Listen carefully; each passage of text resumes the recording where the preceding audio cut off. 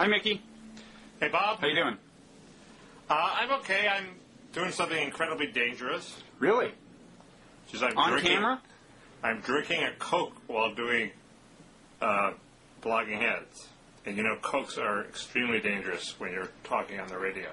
How so? Belching. Oh, yeah. Well, I'm having seltzer water, so this could be... This could be an epic. Yeah. Epic blogging heads. We'll edit if necessary. No, I don't think so. I think we want to... That's the payoff. That's what people come here for, the belching, I've always thought. Absolutely. Yeah. Could happen at any time. Yeah. It's the drama. Okay. I once did belch on live radio, and across New York City, cabs came to a screeching halt as people keeled over in laughter. I've got a feeling that part of that is embellishment. Well, a friend of mine said she was in a cab that came to a screeching halt. I think you're getting closer to the truth, and you're only one friend in one cab away from it. So, you know what I'm kind of excited about? Apparently there's this like Hollywood blockbuster coming out this summer, and I didn't, you would think that I, of all people, would have heard about this. I hadn't. I didn't know about it until I saw the trailer on YouTube. It's going to be called Blogging Heads TV, the movie. Did you see this trailer on YouTube? I mean, people should, if they want, just click pause. We're gonna link to it, right? I think it's on that side of the screen. And they should watch the trailer. Looks auspicious. Did you see it? I saw it. It's very funny. But I noticed it only had 282 people who viewed it. We're about to change that. We're gonna and you know, don't you think? Yeah, go ahead. Don't you think we're sort of like the goldfish? They ran one time. Some cable station had an empty cable channel, so they ran pictures of goldfish, an aquarium. And then when they replaced it with a real show, there were actual fans of the goldfish who protested taking the goldfish off the air. So everybody has a few fans. So we have a few fans, and they're exceptionally creative. But no, I don't think you really understand what's going on here, Mickey. I mean, okay. I'm not even sure which studio is underwriting this movie, but here's how much resources have already been put into the project, okay?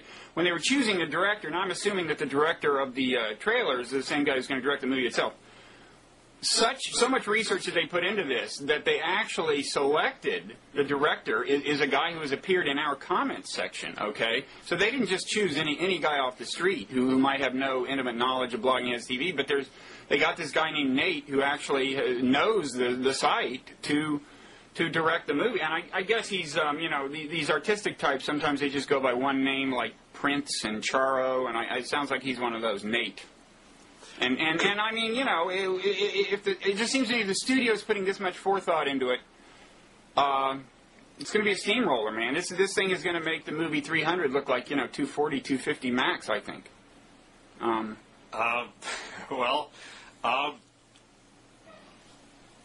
good out here in Hollywood. Yeah, well, I'm surprised you hadn't heard of it already. But we know how to. I think we should move right to the sequel, Blogging Heads 2. And I think. And you know who should direct that instead of Nate is this guy Nathaniel Allen on the Facebook Blogging Heads group. How big is that now? There's some evidence that it's reached its saturation point. Let's just say. But I think the movie is going to change all that. People have said that before. Yes, and we've proven that they were kind of right. But they've almost always been wrong. Yeah. So. Well, anyway, the one thing the trailer was missing, they missed that voice. They missed the trailer guy. They missed the guy saying, 2 men. That sort of voice. I'm sure there will be another trailer. It had the music right, but it missed the voice. What was that music from, do you know? Yes, it said, the comment section says it's an ORF piece that's often used and overused in movies. Classic. It's hilarious. Classic. Yeah. It's Carmina something or other. They identify it, the commenters. They're already commenters. They identify it. Well, people should watch it. The trailer, and then the movie when it comes out.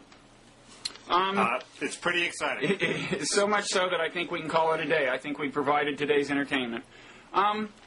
So this U.S. Attorney's thing, I kind of, because it was not an imagined scandal involving Bill Clinton, I kind of had to force you to read up on it. But Were you persuaded finally that there's something there? Oh, sure, there's something there. I mean, the Bushes run a loyalty-based, insular, personal, regime kind of politics, and they have their pet hack, Attorney General Gonzales, as attorney, and nobody hates him more than people on the right, who view him as a mediocre affirmative action hire who'd be a real estate attorney in Texas if he wasn't Hispanic. So it taps into a genuine flaw in the Bush administration. Yeah, and that said, yeah. Clinton got rid of all 93, and Bush only got rid of 8 of 93 in his second term. That doesn't seem to me like a wholesale purge. Did Clinton fire all 93? When he first came into office. Not in his second term. That's the difference. So is this a tradition of doing this? No, Clinton was sort of... there's a tradition of replacing them. They're political appointees. They're supposed to be accountable through the political system. Okay, so what's... But Clinton sort of doing them all at once when you take office was... it was charged that it was unprecedented. Oh, was it? But still, I mean, at least when you do that, you know that there is not a political criterion being applied, right? Well, there's no criterion being applied. Well, you don't know. There were people about to prosecute the Whitewater case that got replaced by Clinton appointees. So you could say there was no political criteria, or you could say that the political criteria were hidden under this other criteria, which is that they all got sacked. And is that the case? It is the case that the Whitewater prosecutor, the guy in Arkansas, was replaced with a Clinton friend. I'm not convinced there was all that much to Whitewater, but still, questions could be raised. Okay. Similar to the questions that are raised about this one prosecutor in New Mexico, who's the worst case, who was Senator Domenici, a Republican, called him before the election and said, "Are you going to indict these Democrats before the election?" He said, "I don't think so." And Domenici said, "I'm unhappy to hear that," and hung up the phone.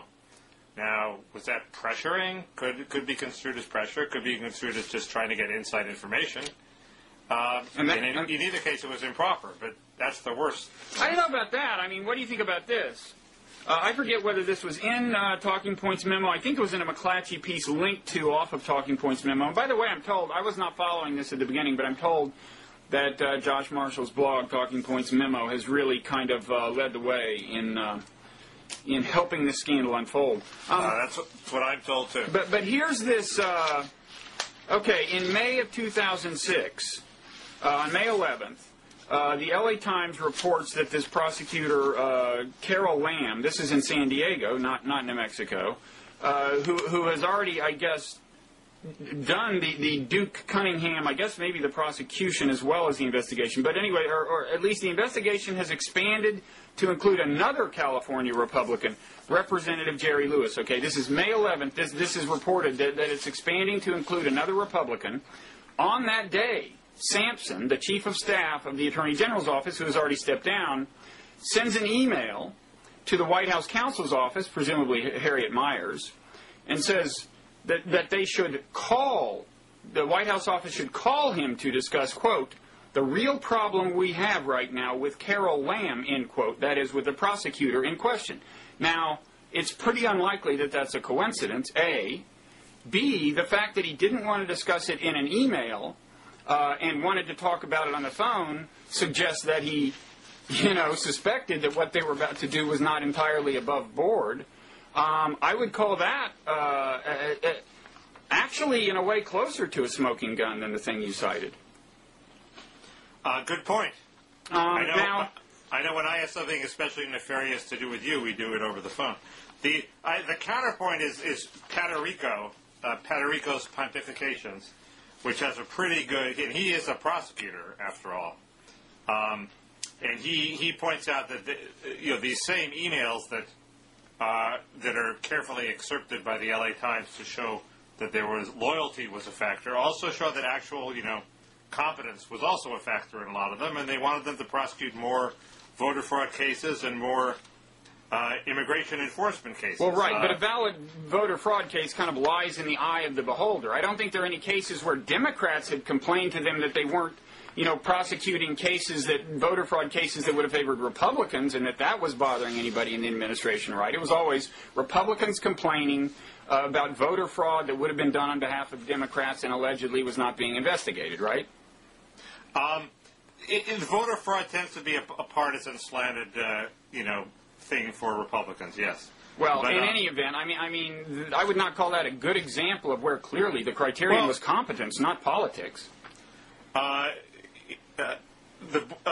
example, there was a U.S. attorney who wouldn't prosecute marijuana cases involving less than 500 pounds. Okay, apparently that was a complaint against him. There was another U.S. attorney who wouldn't prosecute illegal immigrants unless they'd been arrested 8 times. Okay, it seems to me those are both legitimate concerns. Well, those are different examples. But the point is, it's not all. Patrico's done the best job that I've seen of presenting the case on the other side, and I agree it's not airtight. The other thing, back to the kind of hackism business, what kind of hacks Bush has surrounded himself with. It's just interesting that this guy Sampson, who clearly illustrates in this email that he's attentive to the need to keep potentially embarrassing things out of written documents and just talk about them on the phone.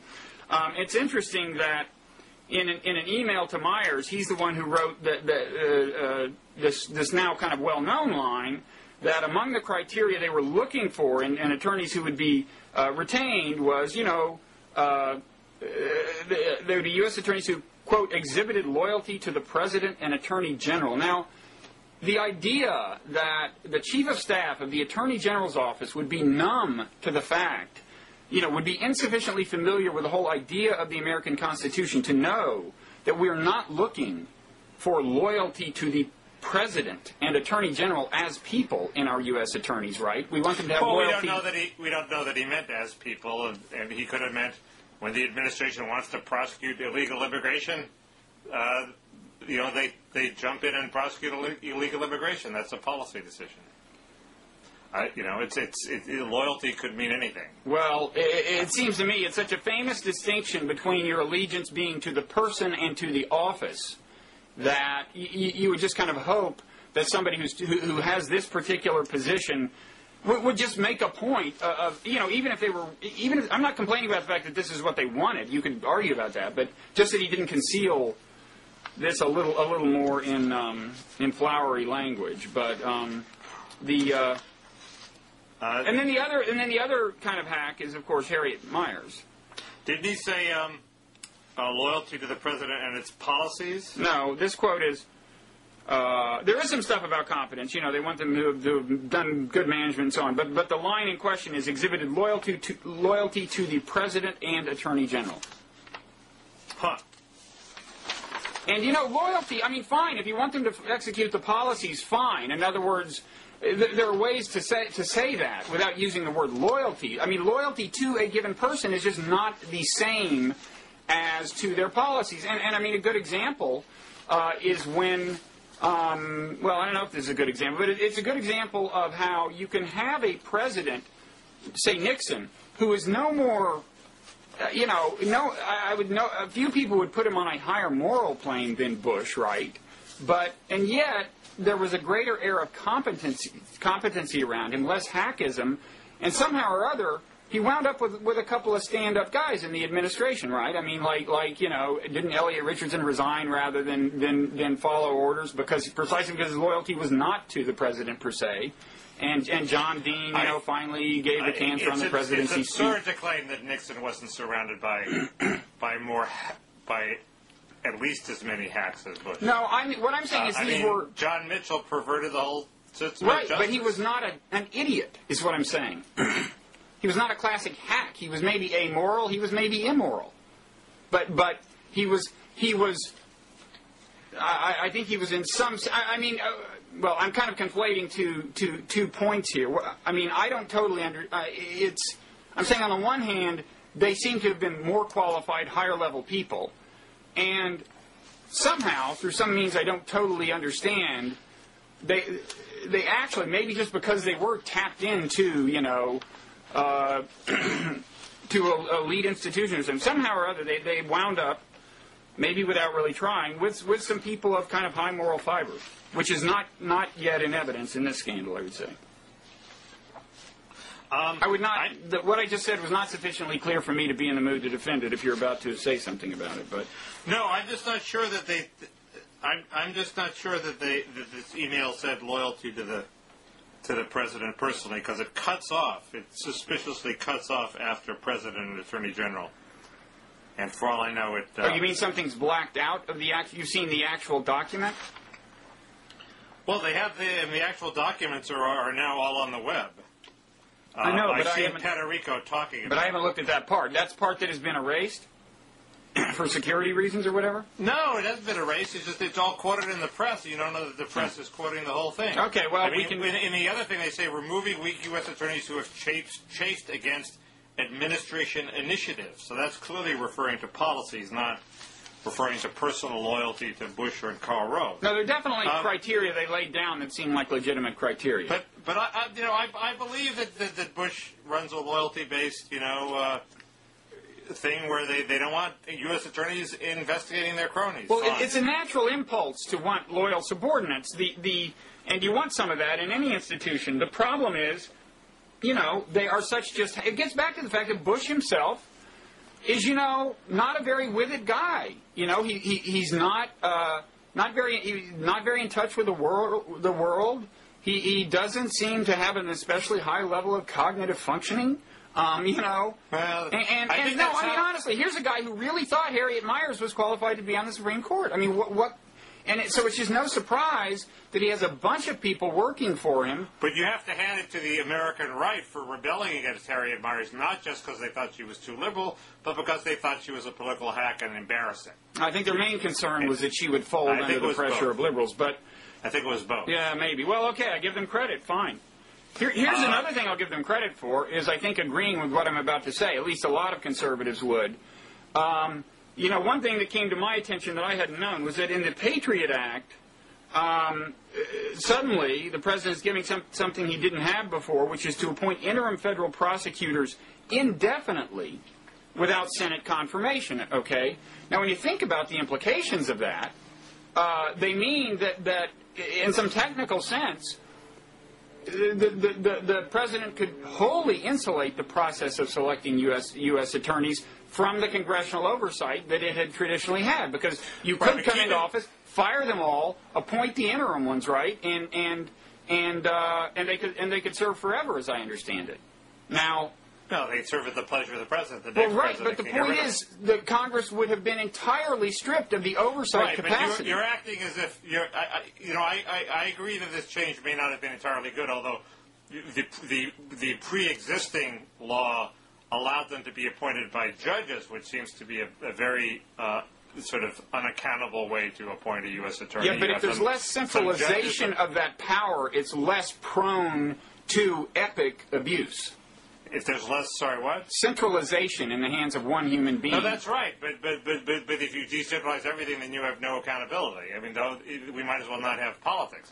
The whole point of a political appointee is that then the president is responsible if he screws up, and if he appoints hacks, as Bush has on occasion, he pays the price. It seems to be the only remedy against abuse really is the press and public outrage. Because if you let senators confirm it, how does that end the possibility of abuse? It might increase the possibilities of abuse because you get Domenici in there saying, I don't want to confirm a guy who's going to prosecute my friends or who's not going to prosecute my enemies. I mean, traditionally, Senate confirmation does not mean that the Senate votes 51 to 49 to confirm. It means that the senator from that state has veto power. And if you have that system with the Senate confirmation, it's not necessarily all that less corrupt. Well, no, but already there you're distributing power between the two powers and between the two branches of government. That is a decentralization of power, and we decentralize power to guard against abuse. And the business of the judges appointing the interim U.S. attorneys. Did those appointments then last forever, or what, as they do under the Patriot Act? I think they lasted as long as the other ones. The Patriot Acts don't last forever. They last until the president fires them. Well, right, but since the president is the one appointing them, that's my question. You mean judges under the old system? Presidents don't have office forever. They have office for 4 years. Now, Mickey, here's my point. You're saying that it was always the case that judges could do interim appointments, but could the president turn around and fire them? Yes. Well, then that wasn't, first of all, a very meaningful power vested in the judges. But you know, here's the main point is that so I mean, ultimately, in other words, you know, a judge did not have under that system what the president has after the Patriot Act, which is the right to appoint someone without Senate confirmation and say, and you're going to serve as long as I'm in office. Now, the only point about this is, you know, the Patriot Act, I hadn't really heard about this. It seems like the kind of thing that should have gotten a big airing when the Patriot Act was floating around in the early stages. I don't think it did. I'm sure somebody talked about it somewhere.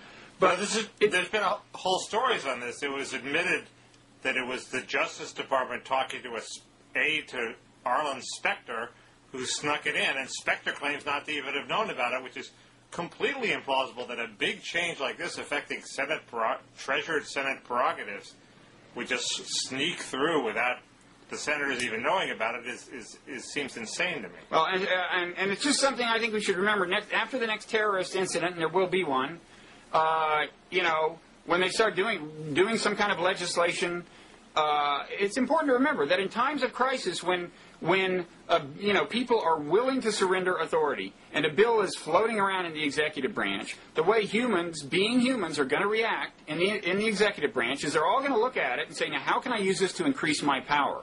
And that's what happens here. It does not seem to me, the idea was that these appointments would speed the prosecution of terrorism cases. I think when you think through those scenarios, that's a pretty damn weak rationale. It's just something to keep in mind, but it's hard to keep in mind because... Well, it might be that the senators were so focused on the terrorism provisions that they ignored these other provisions. I don't quite know how this would happen. It's pretty amazing. So do you think Gonzales is cooked? Yes. You do? So you think Harriet Miers is cooked? Because it seems to me... she's already announced that she's leaving. She is leaving? She announced a while ago that she's leaving, long ago, like a month ago. Oh, not as a result of this. No. That's why that's not... Perhaps in anticipation that helps explain why it seemed like the White House had been positioning her to be the fall guy, so to speak. They clearly dumped a load of manure on this guy Sampson by releasing these emails. Well, right. but no wonder he quit immediately. Right, but you can also see in that email I quoted, right, where he says, you know, he sends an email saying we should talk about this on the phone. He's sufficiently sensitive to this that the absence of emails implicating Bush or emails implicating Gonzales will not convince me of anything except that these guys did at least have the minimal level of brains required for that level of intervention to be done by phone or in person and not by email. Yeah. But, just 2 points.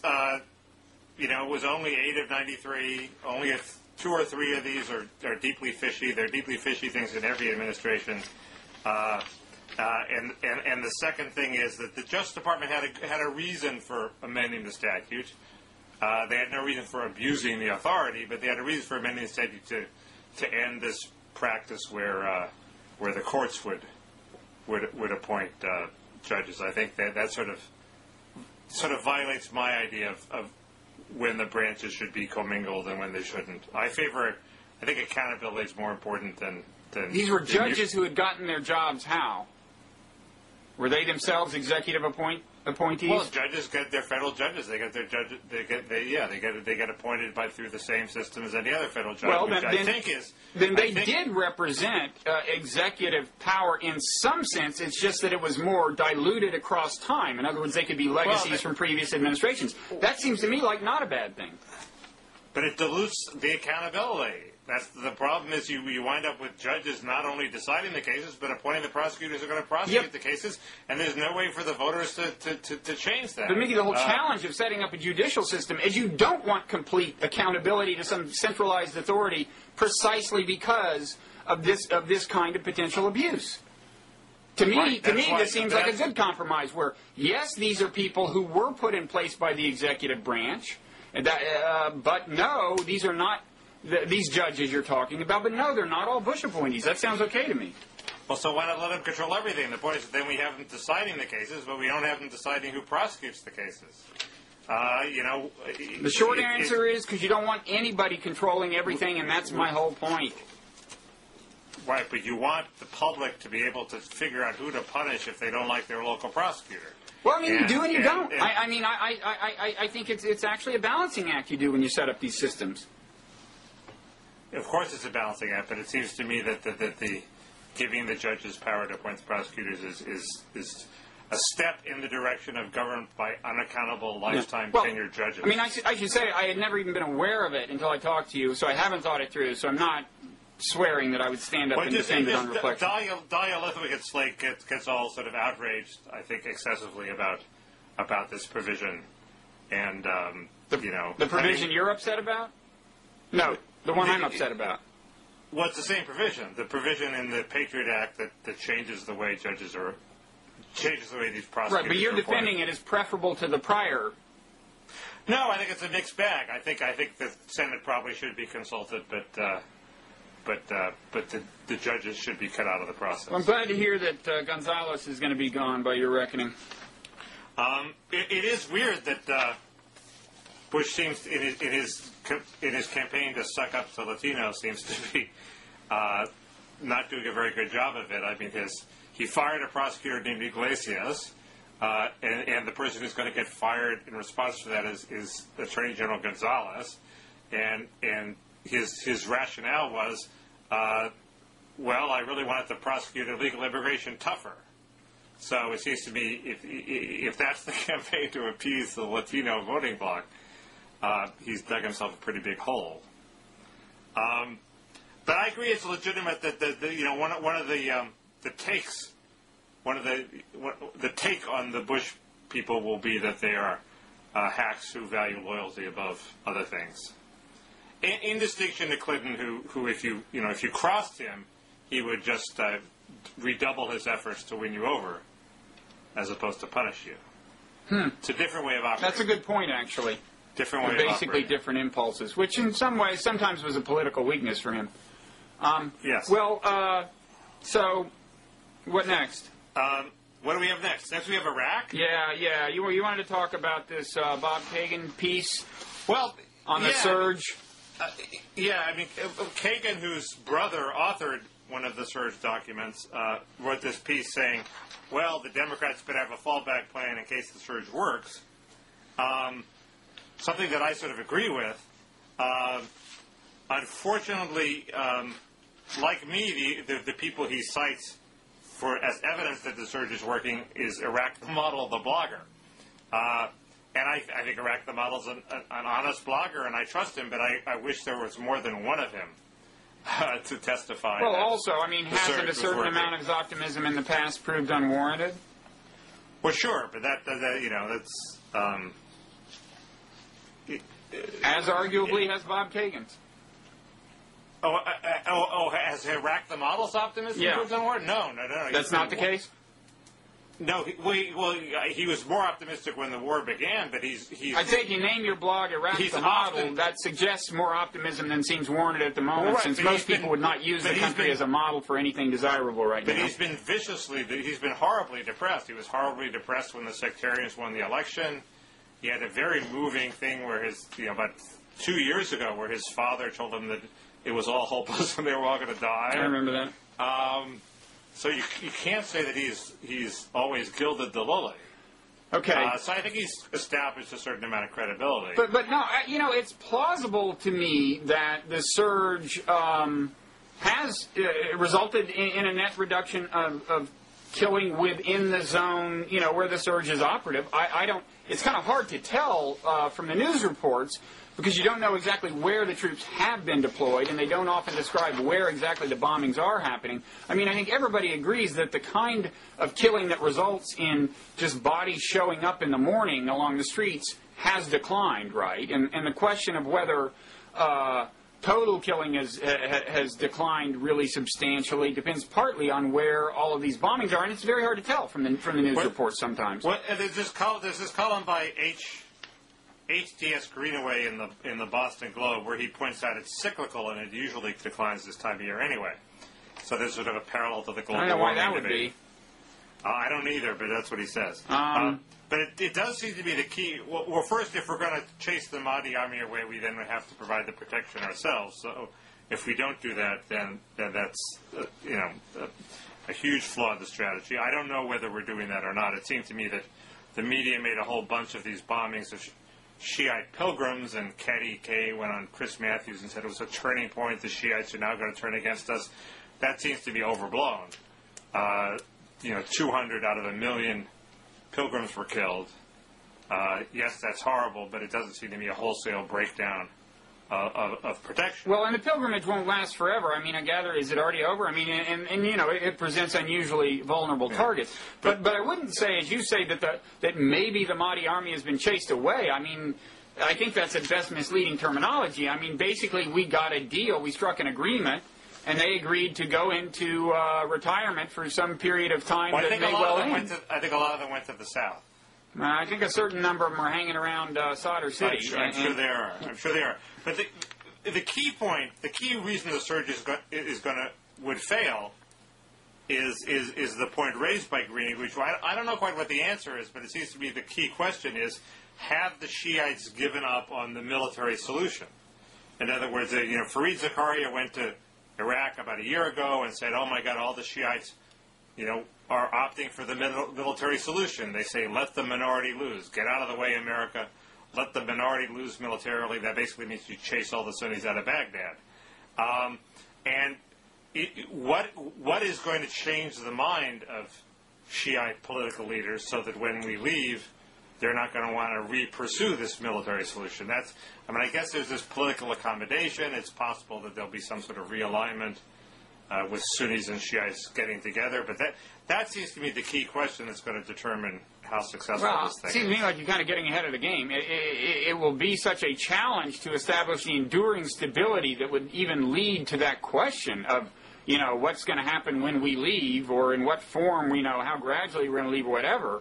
I mean, I think the chances of getting to that point are certainly no better than 50-50 for discernible reasons. So I don't think what you said is the great challenge to the surge. I think a great challenge is getting to that point. And what could keep us from getting to that point is just if in whatever form of killing Shiites in the areas where the surge has taken hold continues and doesn't decline appreciably, they're gonna, the Shiites aren't going to put up with American presence there for much longer. And if they want them to get out of the neighborhoods, really, if the young males who were part of the Mahdi army want the American military out of the area, it's going to be pretty hard to frustrate that aim, because they can attack us in ways that make it very hard to respond without killing civilians.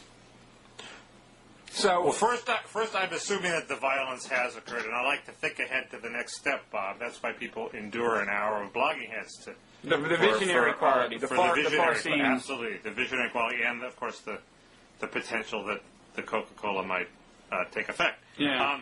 But I don't understand. You're saying that that will be chased out by Sunnis killing Shiites, and Shiites saying you're not protecting us, America, or by Mahdi army people actually killing American troops directly, Somalia style?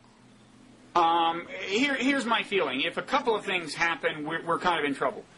If we do not appreciably if we don't appreciably increase the security of, say, the Shiites in Sadr City, for example, okay? Right. If that doesn't happen, then the young Shiite males who have been decommissioned, former members of the Mahdi army, and who no doubt are not thrilled about the fact that these young American males have taken their place, okay, if we do not increase the security of the Shiite population, I think inevitably those young males who already resent the American males there are going to be able to engage in enough provocative activities to get the Americans out of there. I think if the Americans convince the Shiite population that they're really appreciably safer than they were before, there's a good chance that they will tolerate our presence there, but then the question becomes, what next? And now we're moving toward the question you're asking, right? In other words, but is there before we get to the question I'm answering, which is, do the Shiites ever actually want an enduring political settlement? There's the question of, suppose we do increase security, and the vast majority of the Shiite population doesn't want the Mahdi army to come back because they feel they don't need him anymore? Is there an interim state where the Mahdi army feels threatened and just decides to kill America? I think those young, decommissioned Mahdi army guys are an ongoing threat, because I don't think they like the idea of having been replaced. And I don't know kind of how much safer and how much popular support there we have to have in order to frustrate them. I don't know. Right. But so there are really three stages we have to go through. We have to make the place safer. We have to be willing to endure a bunch of American casualties without turning tail. Or responding too aggressively. Right. And then we reach the question of, do the Shiites still want the minority to lose? Well, yeah, and we also face the question of, like, how long do the American troops have to stay there? I mean, there's two questions. First of all, I don't have a clear sense. I mean, we're doing this, the surge does not cover all of Iraq, right? I don't know how many areas we would have to pacify in a comparable manner for it to be a success. But clearly, you would have to expand the American presence. So first of all, even if we make this model work in a local level, I don't know how big a challenge would await us out there. I also don't, I don't know where we get the troops to do the surge, and everywhere it needs to be done. And I also don't know, even if it's working, kind of, how long the American troops can stay there in places like Sadr City without, slowly the chafing of certain people under the presence of the Americans there leading to bad things. I mean, the longer they stay there, just the better chance there is of some provocation being successful in some kind of public relations sense that really matters, We overreact and kill a few handfuls of civilians on different days, or what. It's just the longer we're there, the longer there is for trouble. I agree with that, but so far it's succeeding better than the press would have led you to believe. Well, I from the beginning said it could well exert a tranquilizing effect, only because I had heard John Burns say before it started confidently that it absolutely would have that effect, and he was right. I guess he was right. I'm not sure whose figures we can trust, but I think there was something to what he said. There was an interesting piece in Real Clear Politics by, I think it was by a guy named Mark Davis, where he tried to figure out, is it in which party's interest is it if the surge succeeds and with various outcomes in Iraq? And at first I thought he was going to fall into the zero-sum category, which is the zero-sum fallacy, which is to think it could help both parties. When it can't help both parties, it either has to help the Democrats or the Republicans. Well, yeah, but I'm not sure it's not a non-zero-sum situation in this case. Wait, what party is he referring to? Well, he hypothesized a spectrum, okay? He says the worst possibility is Iraq is in total chaos and degenerating, and there's the massive public outcry to pull our troops out. The best possibility is Iraq it's an unexpected success. There's stability. They want democracy. The violence is declining, and then there's sort of two intermediate possibilities. One, it's a little better, but it's pretty bad. And the other, it's a lot better, but it's still a little bad.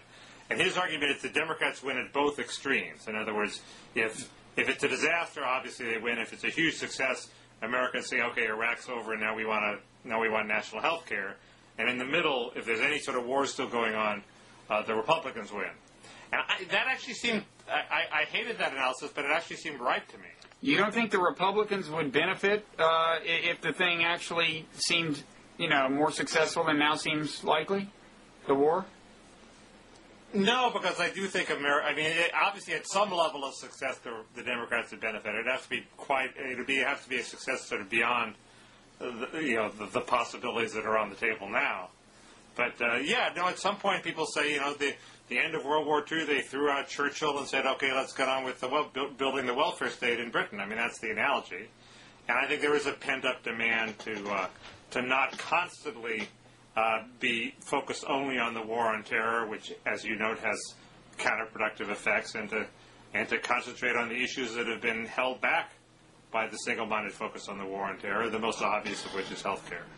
Yeah. I don't know. Yeah. I mean, I don't know. And then Hillary wouldn't have to explain her vote, and it would, it would all those horrible issues would just be washed off the table.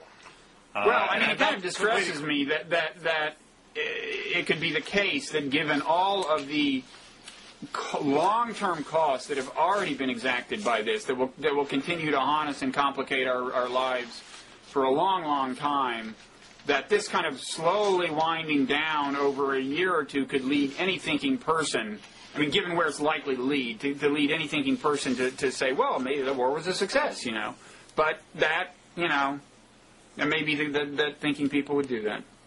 As you know, I still think there's a possibility that in the more positive end of the spectrum, people will say, perhaps wrongly, that the war is a success, perhaps rightly. People say Yugoslavia is a success. It's not clear that Yugoslavia was a success. I will say this. If you had gone to any of the war's backers before the war and said, wait a second, I think this is where we're going to be 4 years after the war, and outlined the situation today and said to them, will that, is that what you have in mind? Would the war have been worth it? They'd go, no, that's not going to happen. That would obviously be a disaster. All of them would have said, that would obviously be a disaster. But whatever. I think that's probably right, but that's a different point. It's a different but related point. Speaking of related things, Al Gore is somehow related. I guess that was like the worst transition in history. Thank you. You're welcome. The New York Times wrote this sort of hit piece on Gore about how he's exaggerating, and it seemed completely contentless.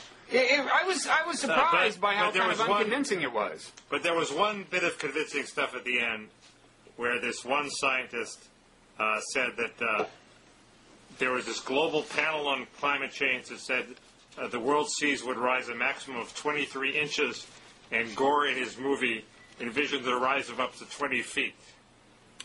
Now, it seems, he's 18 feet and 1 inch too high, according to this international commission. Well, according to this one... Which is a pretty big mistake.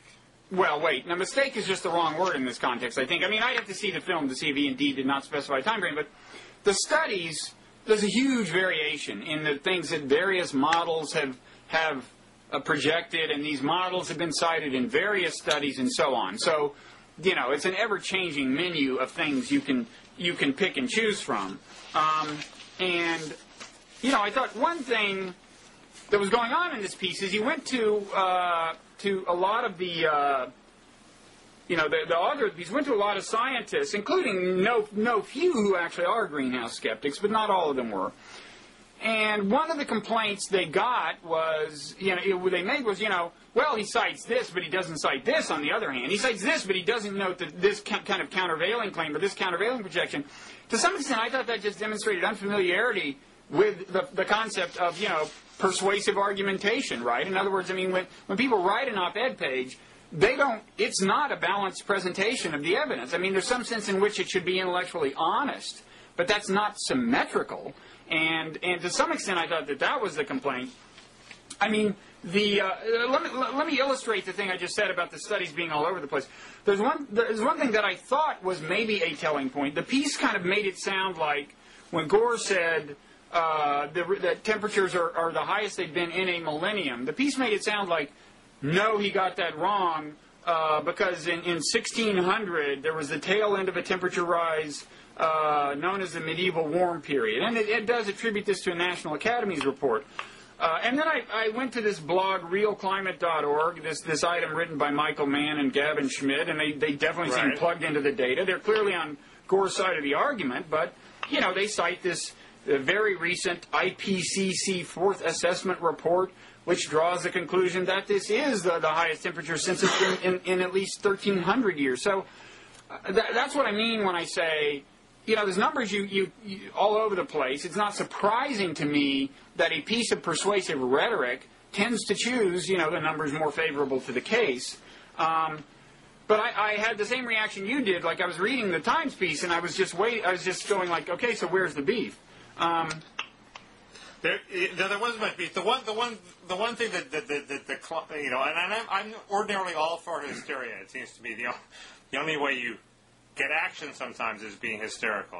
That's certainly my philosophy, as you know. I was for AIDS hysteria because I thought that was the only way you would get people to change their sexual practices, and I'm not against climate change hysteria. But the Democrats do get in a bad position when they seem to be, or the Gore people, when they seem to be suppressing debate. And I notice he's very careful to avoid that. But a lot of people say, well, if you deny the reality of climate change, you're just not a scientist. The debate is over. They're all saying that on the Huffington Post, they all say the debate is over. That's just a very ugly posture to be in, and they should avoid that. Yeah, I mean, I think it's well, let's just say there's less dissent than pretty much ever. I think that part's true, and you're asking the question, well, at what level of remaining dissent do you really say the debate is over? And I don't know the terrain well enough to say in this case. You just say the scientific consensus is that something that that this. Well, I see what you mean. I see what you mean. You're saying you should never say the debate is over. You should never say that some scientist toiling away at the University of Edinburgh won't come up with evidence that this is all completely wrong. Right. And we're always open to that. On Blogging Heads TV, the debate is never over.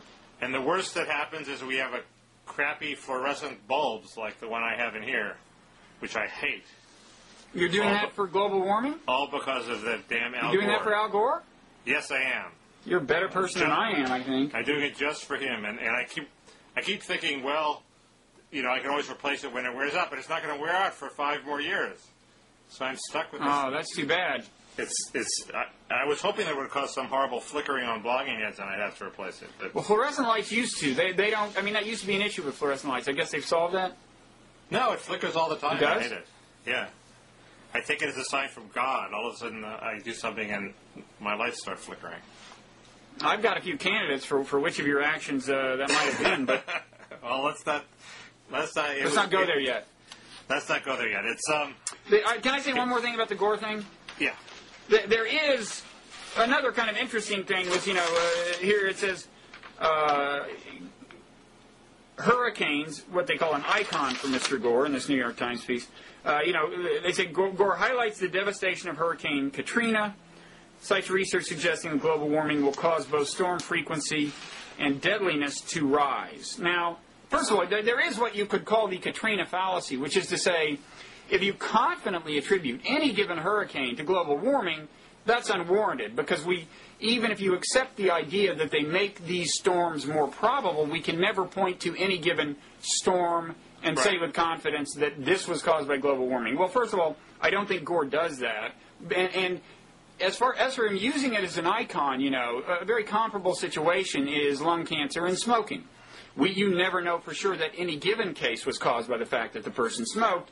But if there was some, anti-smoking documentary and they chose to illustrate the thing, some poignant case of, a forlorn woman whose husband had died in his 20s and he smoked 3 packs a day, nobody would really get up in arms about that. So I don't think that's a great criticism. What's interesting is that then the Times piece goes on to commit what is arguably the same fallacy. It says, Mr. Gore cites Hurricane Katrina, blah, blah, blah, yet this past Atlantic season produced fewer hurricanes than forecasters predicted, 5 versus 9, and none that hit the United States. Well, I mean, again, pointing to any given data point, if it's a probabilistic situation, just as you can't point to any single data point and say, this proves the probabilistic assertion.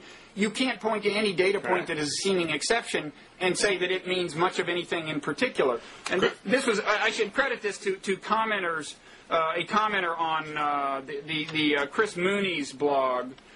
He's the one who wrote The Republican War on Science, although he actually himself gives a very even-handed account of the thing, and had in the past pointed to minor problems with Gore's presentation. Good point, although hurricanes, they can't be the worst effect of global warming. They're just the most telegenic, right? Right. No, I think when Florida is a swing state, they're the thing that Democrats want to call attention to, and I was actually disappointed that John Kerry didn't even try. I was going to condemn this cheap tactic, but you embrace it. But now that someone you so esteem has endorsed it, you're going to change your mind, right? That's right. Yeah. That's right. So that's such is the power you have over me. And millions of people, Mickey. You're not alone. Okay. That's a joke. You are alone. I understand. I know there are 250, according to YouTube, there are 282 people who were devoted fans of you. Who have watched that trailer? Who have watched the trailer, That's because we're not broadcasting live. By the time, I encourage people to go check the number by the time they hear you say this, man. Yeah, okay. Okay, well, maybe you can post that as an afterthought. Maybe. How many thousands of people we sent. That puts a lot of pressure on us. That could lead me to sit here clicking all night. Can we move on to the death of neoliberalism? Yeah, I forgot about the death of neoliberalism. Yeah, who pronounced that first? David Brooks? Well, yes, David Brooks pronounced it... first of all, just quickly, does he or does he not pronounce some epic turning point in something every week? Right? Well, yeah, he's a pundit. Yeah, no, but there's pundits, and then there's, grandiose pundits. The week before, it was about how this new view of human nature happened to confirm right-wing authoritarianism, and it's just, it's... Anyway, right. Sorry I interrupted. Right. No, he has that sort of pundit's disease, which was, most exemplified for me when a friend of mine showed Naomi Wolf his bookcases, and instead of saying nice bookcases, she said, "Yes, I think our generation is turning more toward bookcases." It was like, so basically, what seems to have happened, there's a real phenomenon here, which is that there, a whole bunch of young people who know not the sins of the Carter administration and the Gary Hart campaign, who know only the sins of the Republicans and who want Democrats to fight back against them and aren't all that worried about Democratic interest groups and misguided liberal ideologies hurting the country, and are more worried about Republican interest groups and misguided Republican ideologies, and they don't like neoliberals. They're not neoliberals. And there are more of them now than there used to, and they have a whole lot more power in the Democratic Party. Should we pause and clarify the terminology? Because since the birth of the neoliberalism you're talking about, neoliberalism came to be applied to a particular kind of trade policy and global economic philosophy. This is different. It means two different things. And briefly, your kind of neoliberalism, and you were present at creation. You were there at the Washington Monthly. Globally, neoliberalism means the sort of free market trade policies that Daniel Dresner and Brink Lindsay, is that the right person?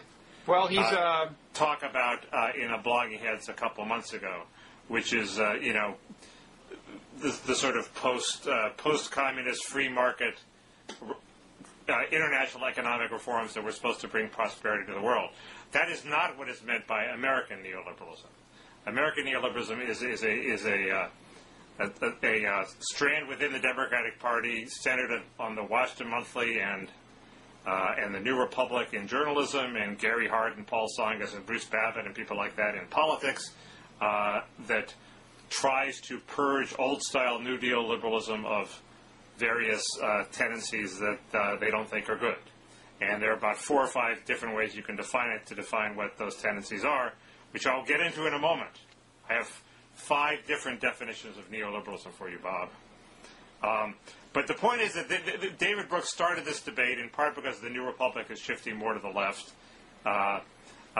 where he said on domestic policy. On domestic policy, and also on foreign policy. They said the Iraq War, their vote. They've apologized for endorsing the Iraq War, so I think. But that's not a shift relative to opinion in America. Almost everyone who supported the Iraq War has, in some, they've all, Anyway, I'm not sure that. That being against the Iraq, thinking the Iraq War was a bad idea doesn't put you on the far left of the current spectrum of American political opinion.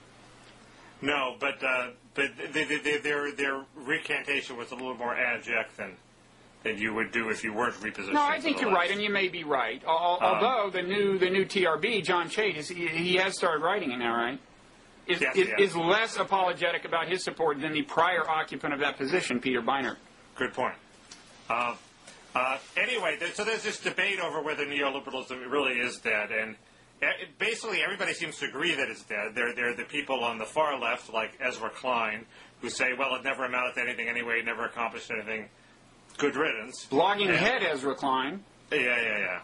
And then there are people like Matt Iglesias who say, no, it's dead, but it accomplished a lot.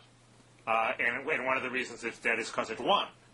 Now, they both can't be right. It can't either been a complete failure that accomplished nothing or won. But they can both be wrong. There's a third way. I think there is a third way, and I think they are both wrong. I think it's not dead. It's accomplished something, but there's still a huge fight over a whole bunch of aims of it that have not been accomplished. And can I quickly run through my 5 definitions? And what if I said no? Would it change your behavior? No, I would just talk faster. Okay, go ahead then. First, neoliberals have more faith in markets and less in central planning.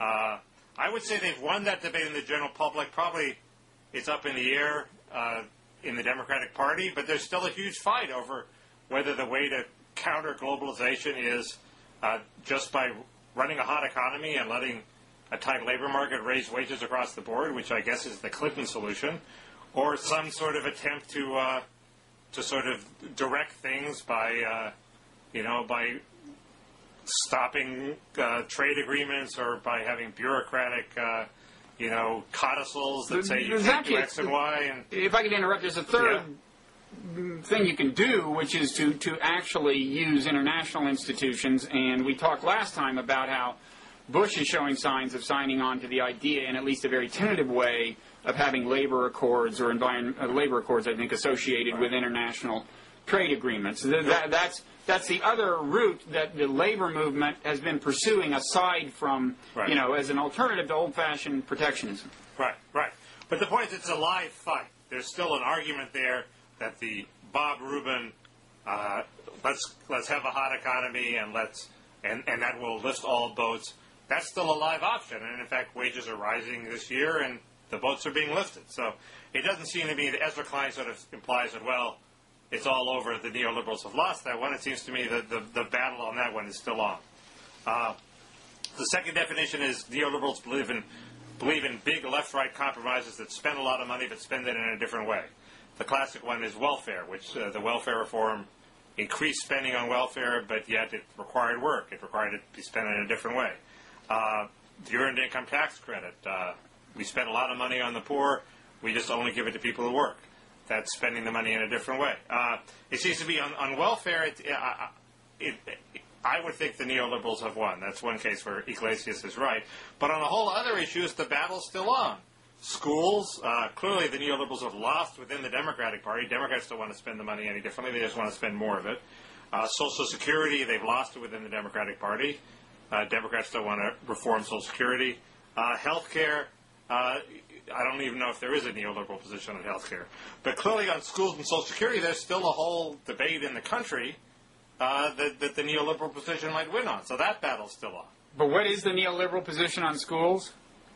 Being against teachers' unions? Spend more and do a whole bunch of measures to ensure accountability and competence, yes. Not just firing teachers, but also charter schools, testing. Don't get me into testing. I was just talking to somebody about No Child Left Behind.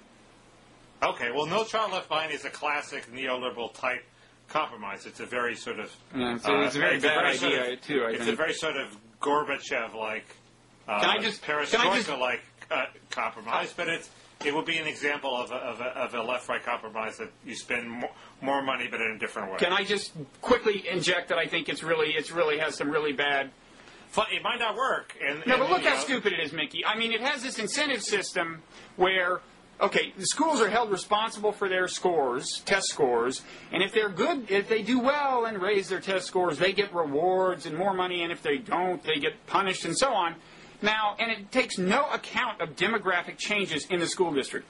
So if your school district gets an influx of low-income students who historically do worse on tests, your test scores will probably drop, and the reaction of George Bush will be to take your money away now that you have actually more low-income students who need more help because your test scores have dropped. I'm sure there are all sorts of perversities. I'm not saying it'll work. But how blaringly bad an idea is that? Well, there are always problems when you have perestroika-like attempts. Sorry, I interrupted your tribute to neoliberalism. Go ahead. Anyway, the point is that battle's still on. It's not over.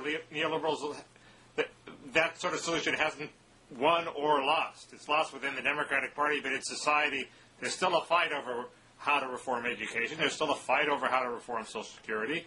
The neoliberal position being means testing. Those battles are still raging on, whether Ezra Klein likes it or not. I also think. Oh, are you not done with your? Is there a fourth or a fifth? Well, there are others, but the basic upshot is the same. The other three definitions are: neoliberals want to expand the pie rather than divide the pie. Neoliberals want to tackle democratic interest groups, and then David Greenberg had a fifth one, which I hadn't thought of, which is neoliberals were trying to somehow adjust liberalism for the new economy of high-tech information services. But it seems to me in all of those, yes, they may have lost within the Democratic Party, although even that's not completely clear. Let's wait till the primaries. But they haven't lost it's not like they don't have a dog in the fight in the larger battle in all of society. I also think, I think to some extent, Ezra may be taking you as Mr. Neoliberal. What would be wrong with that? No, he doesn't even mention me. What is he? Oh, I just think you've become kind of an icon to people, like him who want to dismiss it. You Me, an icon? That's so great. Congratulations. But I don't think that's true. As we already said, Gore made a hurricane an icon, but still, it's a good thing to be. Well, anyway, I mean, would you say that your worldview actually totally overlaps with? I mean, for example, you and Mike Kinsley. He was thought of as New Republican. We were there was his neoliberal thing. I don't think he has as much.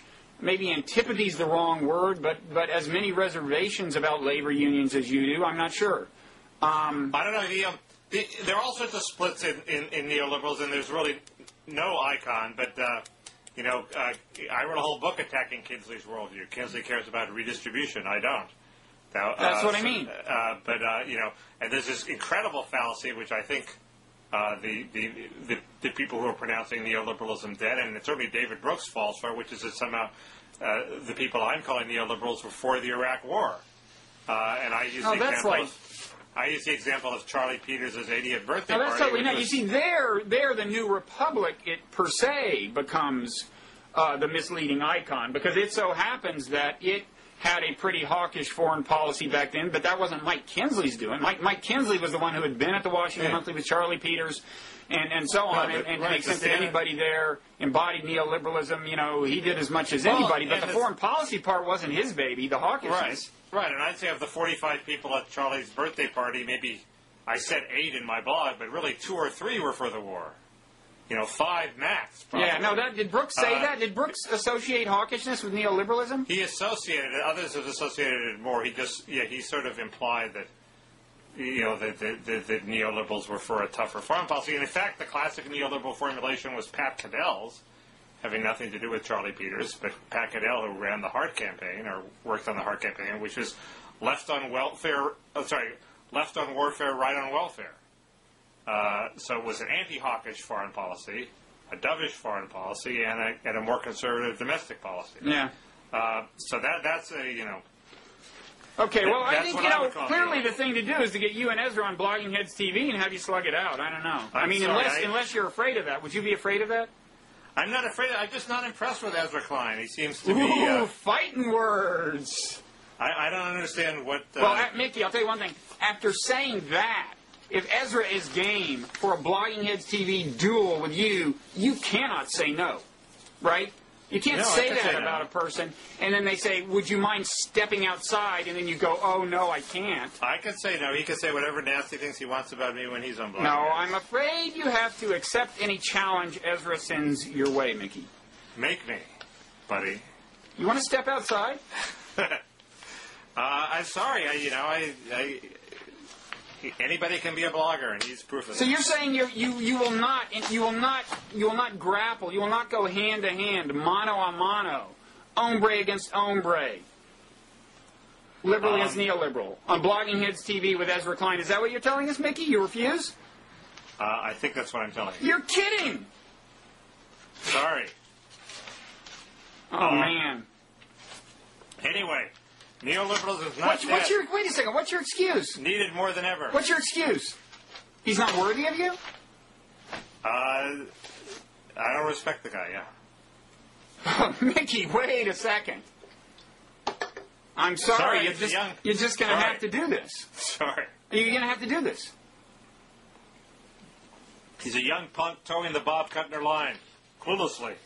Bob Kuttner would be another good match for you. I'll do Kuttner. I'll do. Well, what's the difference? You can get Kuttner. He what? Like he's our age, so his remembers- mind doesn't work as quickly as Ezra's does? I think that's Kuttner- the basic thing, right? Kuttner was alive during the Gary Hart campaign. Was Ezra Klein? I'm not so sure. What does that matter? It means he has a. We have. Well, congruent- demonstrate to the world his abject inferiority, Mickey. That's what Sorry? blogging heads is all about, demonstrating, your superiority. Not to me. You've made that anyway, evident more than once. Just kidding. Oh, man, we're God, like this well is over good. an hour. this- We should move really? on. Okay. Globalization of populism. Yeah, your turn. Quickly. There was a topic. The globalization of populism appeared as a topic on Blogging Heads TV when I guess actually the aforementioned Dan Dresner and Brink Lindsay discussed a version of it. But what they were talking about was how in a lot of nations around the world, working class grievances are leading to support for protectionism, so on. There's another version, another thing the phrase can mean, which is the actual, the assembling of international populist coalitions, okay?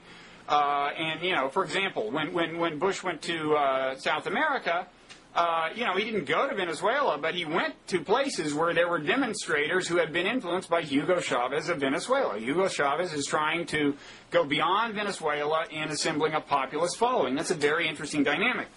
And I yesterday was in Washington at the New America Foundation and listened to a very interesting presentation by Afshin Malavi, who had just been traveling in the Middle East.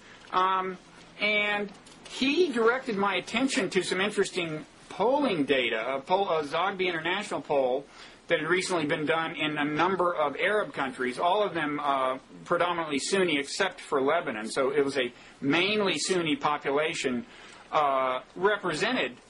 And it was interesting that, first of all, one interesting idea he put forth is that the Shiite-Sunni divide, as much as we talk about it, may not be the biggest divide that you're seeing in the politics of the Middle East, although he didn't deny its importance.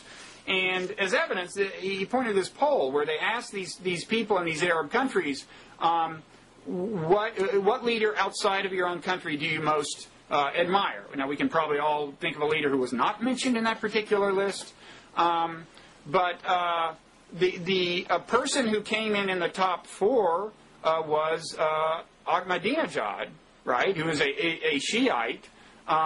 These Sunnis were felt inspired by him. Now that of course, here we get to something that could have as much to do with opposition of Israel and opposition to Israel as kind of populism per se, and so too the fact that they mentioned Nasrallah in the top four. But interestingly, they also mentioned Hugo Chavez. Okay, I would not have guessed that people in Saudi Arabia and so on would be identifying with Hugo Chavez. Now, what do you make of that? I agree. That's interesting. I have two quick points. First, there's always a market for third world resentment of the United States and exactly for globalization. To the extent Bush has exacerbated it, doesn't a lot of it leave when he leaves office? And the second thing is, isn't Chavezism doomed to fail economically? And without a communist bloc there to subsidize it a la Castro, we really don't have to worry about it succeeding over the long run economically. I'm not terribly worried about Chavez's, if that's what you might call it, spreading from country to country, because it is a doomed economic model, and to the extent that it's viable in Venezuela, that's just because they have oil. But right. That's a point Brink Lindsay made, actually. But I think you're right that first of all, yes, the Chavez thing is about class resentment in a certain sense. Okay, it's about America collectively representing the haves, and these people feeling like they're in some sense the have-nots, maybe just the politically less powerful or whatever. It's not a strictly economic thing, but I do think it is a form of class resentment. I think to some extent it predates the Bush administration, certainly in Latin America. But I think you're right that a president can make it better or worse, and I think Bush has made it worse in both Latin America and the Middle East. And, it's, as you know, if you know my hobby horses, it's a matter of national security that we change that if possible. But I just thought that was some interesting data. I agree. It's troubling. So we should move on to the comment section and dispatch. If you insist, yes. Okay, I just wanted to respond to a category of comments that will lead me inexorably into the discussion of Ann Coulter, but I'm going to do so with such detachment and serenity that people are going to be amazed that it's the same Bob that discussed this subject last time. Okay, there was a common refrain in the comment section was yours, which is that, in Bob's world, where these various forms of hate speech are stigmatized, what kind of world is that if you can barely say anything without getting in trouble with the thought police? I just wanted to point out that when you stigmatize slurs, ethnic slurs, or slurs against people of a particular sexual orientation, which is what I advocate, stigmatizing them in the sense of not inviting people who use them to dinner, not in the sense of putting them in jail, you are not constraining political speech at all. Okay. Now, there are people who try to stigmatize political speech. There are people who, if you advocate ethnic profiling at airports in the current climate, they'll say you're an anti-Muslim bigot. Or if you criticize Israel in a particularly harsh way, they'll say you're anti-Semitic. Those are stigmas that actually can have the effect of influencing the content of your political speech. Now, I don't think I've ever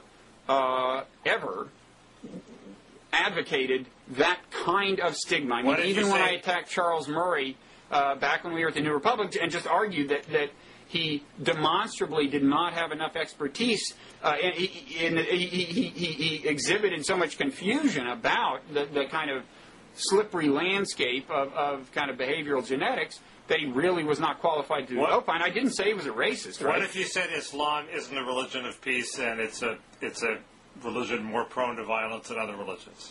That could easily have the effect of inflaming a lot of passions. But have I said? But my point is making. No, I'm asking. I think it's a close. No, I know. I would not say we should stigmatize people who make that argument. No. Okay. That's exactly the distinction I'm making.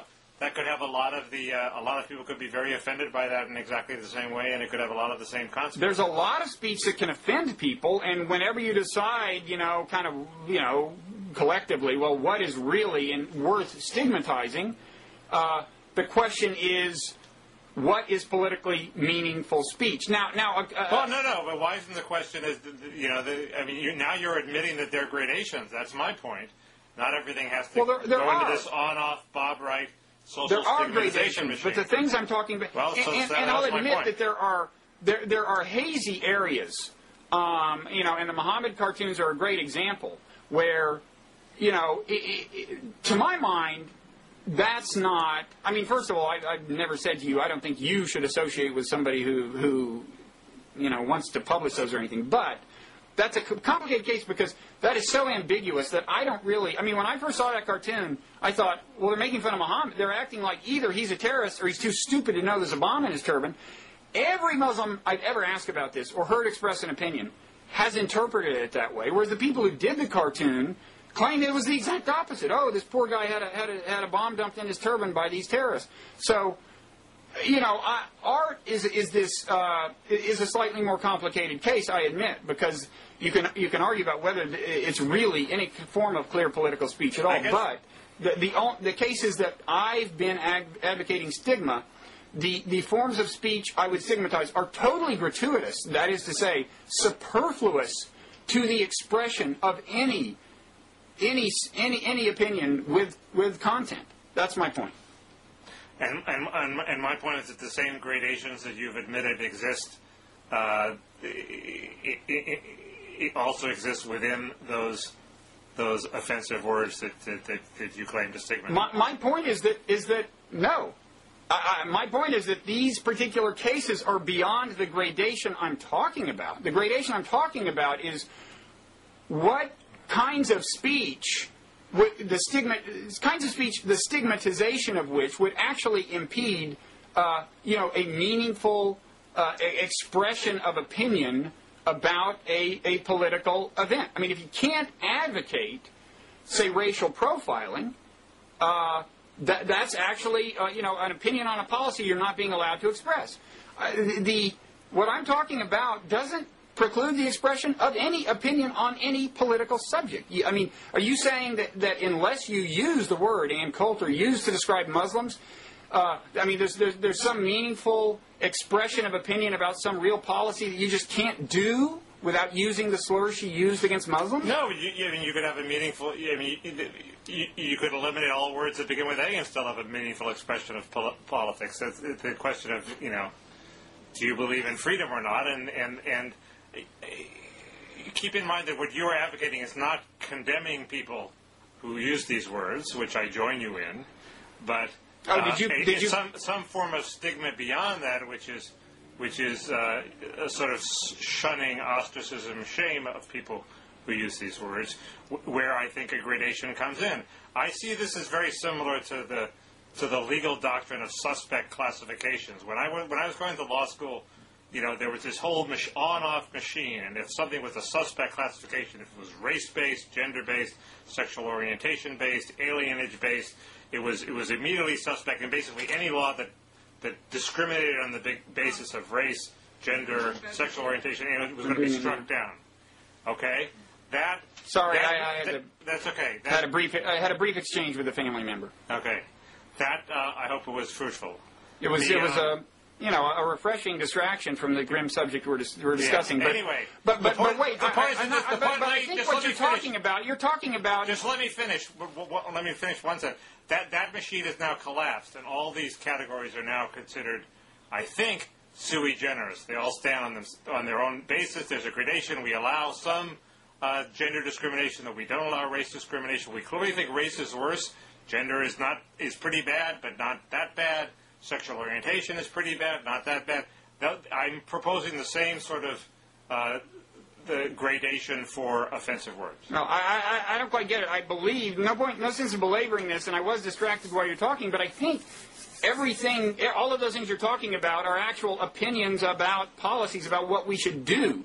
The use of the R word that Ann Coulter used to describe Muslims is not an expression of opinion about a policy, and it's not essential to the expression of any opinion about any policy. I was just analogizing the breakdown of the on-off Warren Court machine with what I would hope would be the breakdown of the on-off Bob Wright stigmatization. Well, it's going to take me a while to wrap my mind around the comparison, but again, I was distracted. Let me. There's at least one other thing I want to say, but I was thinking about you always go back when I argue that this is an ethnic slur against Muslims, the word she used, you always go back to the etymology and go, oh, it just refers to them having like towels around their heads or something. And, it seems innocuous or whatever. You always get into the etymology. I always insist that that's irrelevant. And I thought of an example, which is, you refer to British people as Brits, right? Sometimes. We do, sometimes. Right. It's not offensive. Right. You're just taking the first syllable of the word British. Now, what do you call Japanese people? Do you do the same little maneuver, the same little abbreviation, and think it's not a slur? No. I mean, the derivation is exactly the same, and in fact, I would imagine that before World War II, it may well be that it was a pretty innocuous phrase. It just so happened, as an historical matter, that then people started using the word in a context of hating Japanese while America was at war with Japanese. So, and it seems to me just the ultimate test of whether something is a slur is the following. Do you have good reason to believe that when you use the term in front of a certain audience, that a significant number of people who do have bigoted feelings toward a group, who do have hateful feelings toward a group, will have their kind of antagonistic sentiments, that their sentiments, this bigotry within them will, kind of resound, will kind of resonate to what you're saying, right? In other words, when she referred to Muslims, with the R word, did she know that in that room there would be people who just dislike Muslims as a group, or have extreme prejudice against them and some form of antipathy toward them? would feel inside them this yeah feeling that is fundamentally hateful. Did she know that? Of course she knew that. Of course she knew that. And there are two issues. One, is it a vicious slur that shouldn't be uttered? I agree with you. The second is, should the same stigmatization machine we reserve for people who use the N-word be applied? That's where we disagree. And your definition is very, very broad. A whole bunch of people are going to say things that are going to cause racists or bigots to take heart and feel antipathy. That's an awfully wide net. A whole lot of people are going to have to be stigmatized. No. If that's the definition. No, here's the definition, Mickey. To both decide what's offensive and to trigger this sort of social ostracism that you want. Now, here's the definition. When you are just using a term to apply to a group, not expressing an opinion, you just need to refer to a group. And you can choose Muslims, you can choose gay people, or you can choose something else. And you know that one word will stir up, these kind of, the hateful people in the room will feel reinforced and inspired by it and feel solidarity with what they perceive to be your antipathy toward that group. Okay, one word will do that, and one word won't, and you know it. And you choose to use the word that will stir up and reinforce hatred. You don't accept that as a good kind of working definition of what a slur is? No, I think there'll be a whole bunch of things that will stir up 60% of the people on one side and 40% of the other. And what's a case? What's an example? You know, I saw this movie last night, Bob, this very good movie called Lives of Others about East Germany, and I felt it was all about me. Every time Ann Coulter says something, you haul me in and torture me like the East German police. I didn't say it. I condemn it, okay? But then you torture me because not only do I not stop at condemning it, but I don't refuse to associate with anybody who utters it. It's just a form of ritual abuse, and I'm sick of it. Well, no, I mean, so you think this is not a remotely defensible view? That, first of all... No, I think we have a disagreement. No, I mean, let me finish what my view is.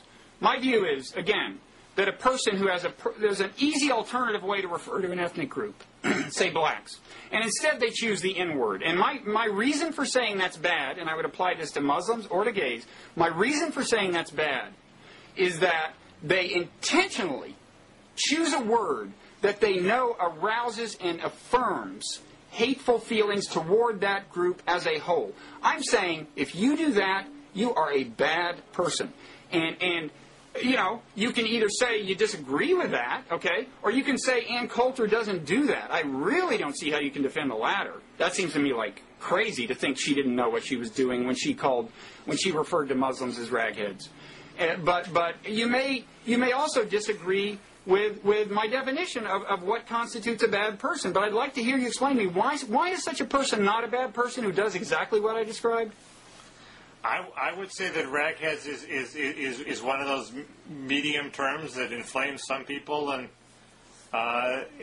you know, but it's not as bad as some other terms you could come up with. So you're saying she did not have any reason to believe that people who have antipathy toward that group as a whole would resonate toward that. You think she didn't know that? No, I'm saying that I think that's a very, very broad. Okay, so you disagree with my characterization of what constitutes a slur that is bad, then. I just want to be clear. That's what you're disagreeing with. No, I'm disagreeing with your definition of what constitutes a slur that is bad, that makes someone a bad person who should not be associated with, as opposed to a bad person who should be argued with and chastised. Well, let's even stop at that point. If I just say that constitutes a bad person, do you disagree with that? Forget the whole mechanism of ostracization. They always say you shouldn't tell your child he's a bad child. You should say he did a bad thing. Oh, so you should never call anybody bad. No. We wouldn't want Hitler to grow up to be bad, so we wouldn't call him bad. I think you violated the Hitler rule. I have played the dreaded Hitler card, but the point I'm making is, are you saying we should never call anyone bad because if you did it to a 3-year-old, it could lead to bad things? We should never call adults bad? No, of course I'm not saying that, Bob. So what is your view? I'm saying, that there's some bad things that people do without being bad people, and there are gradations of bad people, and using the N-word is a lot worse than using the word that you say Ann Coulter used about Muslims, okay? So you don't accept my view. you always have this Manichaean view of either you're Hitler or you're okay. And I'm saying, no, there are people in between Hitler. No, actually, Hitler would go beyond ostracizing. I think execution would have actually been in order in that case. So I don't have a dichotomous view. You know, I honestly just would like to be clear. You don't accept my saying that somebody who does what I described is a bad person. You just you know, you can say no, and I'll shut up. You say you disagree with that part of it. I just want to be clear. It's a bad thing to say to varying degrees, depending on how offensive the word is. I think chaps is a bad word. But so somebody who intentionally arouses hatred of a group is not a bad person. Sorry? So you're saying somebody who intentionally arouses and reinforces hateful feelings toward an ethnic group is not, by virtue of that, a bad person. Through the use of totally gratuitous speech, in the sense that an alternative vocabulary was available. It depends. It depends. Were they provoked? Were they trying to make a joke? Were they, there are all sorts of different situations that make you less bad or bad. Well, in the case of Muslims, neither of those applies to what she did for sure, even arguably. Well, no, she got mad at one point and used the R word. She doesn't use it systematically. Oh, she never apologized. But anyway, I also just have a question. Is CPAC, the group she was speaking in front of, are those kind of mainstream conservatives or what? I honestly don't. Yes. They are.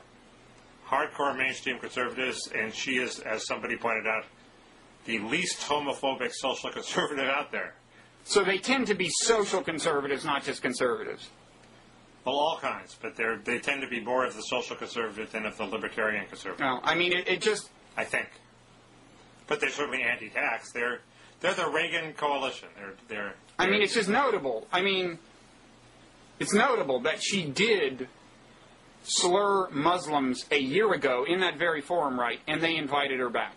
I mean, let the record show that to the extent that this represents mainstream American conservatism today, that's what they did. I like to think they don't, and I can see why a lot of smart conservative bloggers have disavowed her over this. But it's amazing to me that she said what she said last year about Muslims and got invited back. But it's not surprising that she then turns around and does the same thing if you give her positive reinforcement. I mean, by inviting her back, I do predict actually that she will not be invited back next year. But it'll be interesting. Well, it's weird. Garance and Daniel Dressner acted as if this had been a huge blow to her, and I'm not sure they're right. They sort of assumed that it was because a few newspapers had canceled their column. It could be, I don't know, but well, I think they were excessively confident on that score. Maybe. I mean, more and more people have distanced themselves from her. I think at this point, there's very few. I mean, a lot of big bloggers are off the boat with Fox, and Fox is a big question, I guess, for purposes of her pocketbook. They're very ratings driven. They're not just ideological, and so I can see them sticking with her for a while. God knows she brings in the traffic, as they say. She did for us. She did for us, but that's not the reason I felt compelled to bring the subject up. That was the reptilian core of my brain re-emerging and yet being held in check to some extent, I would maintain. I accept that. You're not a ratings whore. This is by so far the longest one we've ever done.